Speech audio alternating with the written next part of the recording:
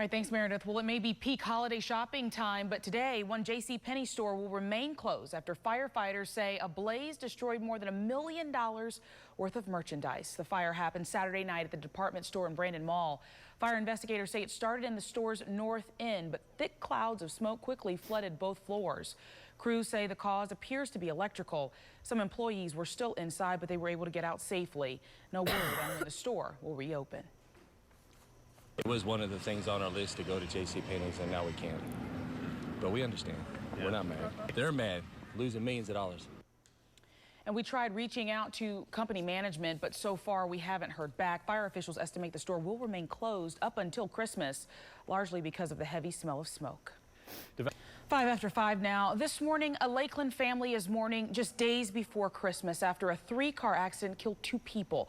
28-year-old Charles Parker was in a Mustang with his girlfriend and another passenger on Highway 98 North when a Toyota Scion heading southbound was trying to pass a car and clipped a Cadillac Escalade. Just some devastating pictures there, causing that Scion to spin head-on into Parker's car. Parker had just bought Christmas gifts for his 4 children. For Parker's mother, Debbie Connell, the pain of losing her son is overwhelming. I just went nuts. I fell on the floor because I was just total shock. Deputies say Parker was not wearing a seatbelt. The driver of the Scion also died in that crash. And this morning we have a crime alert out of Hillsborough County to tell you about, where deputies say they are looking for this man caught on surveillance video at the Bank of America on Racetrack Road. Deputies saying he walked into the bank and then passed a teller a note demanding money. After getting an undisclosed amount of cash, the man took off on a motorcycle. It happened just after noon on Saturday. If you think you've seen this man, you're asked to call Crime Stoppers. And also this morning, a man is recovering after deputies say he was attacked on Siesta Key. Now, Sarasota County deputies are trying to figure out what led to the fight. They say yesterday, Hunter Johnson approached the victim, Tyler Blanford, outside the beach club and punched him in the head. Blanford fell back, hit his head on the ground, knocking him unconscious. He was Bayflighted to Blake Medical Center, where he remains in critical condition, but at last check, he is stable. Police arrested Johnson and charged him with aggravated battery. 5-0. And a money mystery finally solved after a waitress accidentally gives away a wad of cash. And this morning, we're taking action to help you get back to work with the help of our partners over at Job News Tampa. Macy's Credit is looking to hire customer service representatives. You can apply using the address right there on your screen. 5:08, we're back in a moment.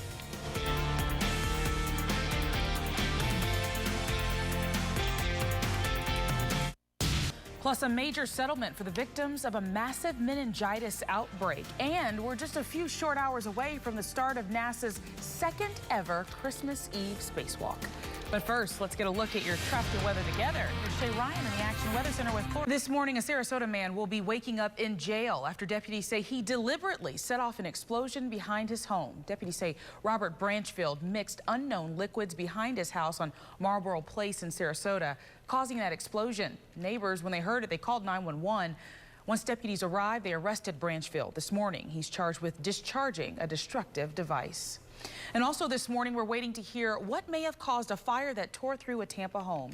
It happened yesterday, sparking in the back of that house at Martin Luther King Boulevard and 20th Street. Those inside at the time were able to get out and no one was hurt. Again, right now, the cause is still unknown. And now to an update. 5 after 5 now, a miracle just ahead of Christmas. This morning, several generous donors are being credited with helping a Salvation Army in Pennsylvania in a very big way. The building where this chapter of the Salvation Army operates had clogged drains combined with melting snow and heavy rains over the weekend. Well, it created a huge mess, as you can imagine. About 300 toys set to be distributed were all ruined. They didn't have the money to replace all those toys, but donors stepped up and in 2 days gave the chapter more gifts than they had before. At this time of year, is very important to the small children that they have, children of all ages really, that they have something, and the importance of the parents also, because they want to be able to give to their children. The chapter's Kettle Drive also came up short, but those donors, they filled that need as well, pushing past the Christmas goal. Right now, we're waiting. The legal drama surrounding Aaron Hernandez continues this morning. Yesterday, the former NFL player appeared in court for a pretrial hearing in the murder case against him. Defense attorneys saying they're waiting for prosecutors to share several pieces of evidence. They also blame the prosecution for leaking information. Prosecutors insisting they've been handing over evidence as it has become available. 5:12 on your Christmas Eve. You're looking at the Strass Center right now. Beautiful picture over downtown Tampa. Just a few sprinkles out there. Low 60s in downtown. Your traffic and weather together coming up in just a moment. Happening today in California, the family of a teenager pleading to keep her on life support will take their case before a judge. They will ask for a third medical evaluation. Dewey McMath was declared brain dead after suffering cardiac arrest during a tonsillectomy 2 weeks ago. The hospital says it doesn't see a reason to keep her on that ventilator, but yesterday a judge ordered a second evaluation, meaning Dewey will stay on the ventilator for at least another week. Her family believes their little girl can still recover. Never know when they're gonna pull a plug or make that decision, but I'm really just praying on it and just saying, you know, just give her more time. And in the meantime, the California State Attorney General's office says it is currently monitoring that case. Happening today, the push to conserve water as water restrictions are being ordered for certain parts of Tampa Bay. And our Rob Munoz is live in the newsroom right now. And Rob, are these water companies giving us specific ideas on how we can conserve? Well, Swift. This morning, we're following a crime alert out of Tampa where police say they're looking for a violent sexual predator. Officers say 37-year-old Christopher Jones may have sexually battered a child. He was being monitored with an electronic ankle bracelet, but police say Jones cut that off, and they haven't been able to track him since. If you've seen him, you're asked to call Tampa Police. Right now, police in New Jersey are investigating a triple shooting that left 3 people dead and 2 others injured. Now police say they're looking for the person responsible. It happened Wednesday morning outside a bar in Irvington. Police say the suspected gunman tried to go inside when he was stopped by a bouncer. Investigators are still trying to figure out what led up to that shooting, but they seem to think there was some sort of fight just before. Officials are offering up to $10,000 for any information leading to an arrest. An update this morning on a little girl in Pennsylvania who inspired thousands to sing. 8-year-old Lainey Brown has died of leukemia. Lainey loved music and dancing. One of her dying wishes was for people to come to her house for a night of caroling. Well, on Saturday night, thousands of singers showed up to her home, and while she was too weak to go to the window, she did get to listen to that wonderful music just before passing away on Wednesday morning, surrounded by her family and friends. This morning, some furry friends are waking up in their new forever homes. The Humane Society of Pinellas County gave Santa a helping hand, delivering 2 cats to their new homes in Clearwater. The couple who adopted them says the group's new holiday service worked out perfectly. Originally, we went for 1 cat, and then we saw 2 that were alike, and I talked my wife into it because I wanted 2, she wanted 1, and you know, I just feel like they're like human beings. They need a companion. This is the Humane Society's first year offering Christmas Day delivery.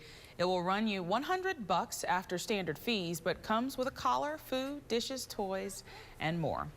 Organizers say there are still a lot of dogs and cats at their shelter waiting for new homes. This morning, thousands of people in the north are waking up in the dark, the bitter cold making it very difficult for crews to restore any power.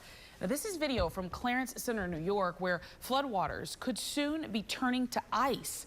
Well, right now, more than 500,000 people in the U.S. and Canada are without power. Crews, well, they're saying they're trying to do their best and they're making progress, but the extreme cold means the ice is not melting off power lines and limbs.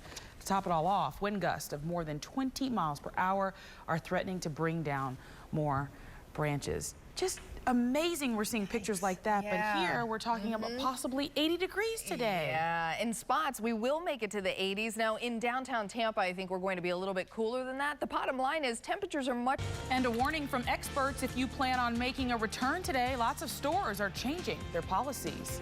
Plus, NSA leaker Edward Snowden speaking out, his message from halfway around the world. But first, here's our Shay Ryan with Florida's most accurate forecast. Hi there, Shay. Good. 5:34 now. The pre-Christmas rush is over, and that means it's time for all those holiday returns. Experts warning that many stores adopt stiffer return policies this time of year to try to prevent fraud. Well, for those of you planning to return gifts, Consumer Reports recommends you read any fine print. Look for restocking fees. Do not open the packaging, and always bring an ID, especially if you don't have a receipt. And returns aside, lots of stores this year are looking to make a buck with big after Christmas sales. Deal watchers say clothing stores will be offering up the biggest price cuts, some with discounts as much as 75% off. Experts also say to look for furniture, mattresses, and new cars heading into the new year. But hold off on buying those TVs and more electronics until closer to the Super Bowl.